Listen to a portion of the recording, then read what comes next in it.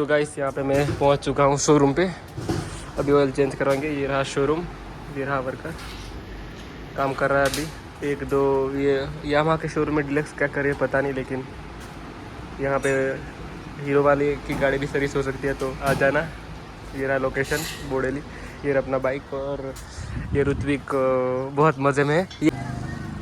और ये अपनी बाइक का स्टैंड लग रहा है, और थोड़ी देर में ऑयल चेंज हो जाएगा, फिर हम निकलेंगे सीधा उदयपुर की ओर।